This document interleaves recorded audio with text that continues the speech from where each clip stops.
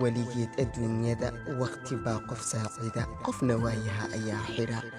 maxamed cabdinuur wuxuu ahaan jiray beeraley, waxaase weeraro hor lee ku soo qaaday jacayl kaasoo cilmi luxud ka dhigay.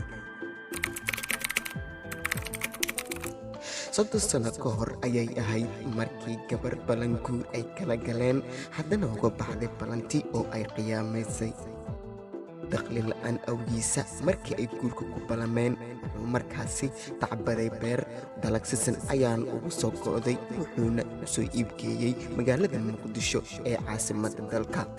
ma kula tahay in jawaankaasi uu ka turjumayey lacagtii uu ku doonan lahaa gabadhii qiyaamaysay kadib markuu ku soo laabto deegaanka kawan oo magaalada Kismaayo dhanka waqooyi ka xigta?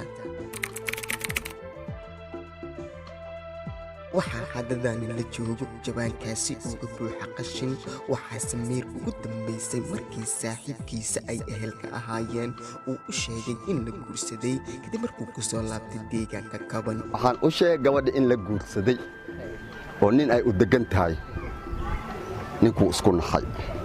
naftkayga waxaan yidhaahda bal maxaaniyow ninka ugu sheegtay meeshii ninka looguma dambaynin. arrintaas aaweed jacaylkii gabadha ka wada dhexeeyeen ayuuna u waashay, maadaama la yidhaahda gabadhi waa la guursaday, asaga hantidii uu ku guursan lahaa gacanta uu ku haay filawaay la noqotay. hadda da'diisu waa 65 sano jir, ku fikiraya in uu helo cadaalad. naf jacayl la oyday, loo jaray xiriirkii, jabiyo barwaaqana jiilaal ku nool iyo ruux jaal ku jira isma darajo dhammaan ayaan maqli jiray. murugadu waa naxtin, qofka aadmigana maalin soo food saartaa waa dhibaato iyo ciriiri.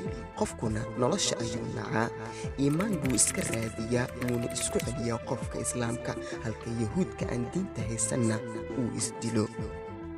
qaar buu jacaylka saaciday oo wakhtiga u samaaday, qaar kalena farxaddiiba ayuu kala tegay.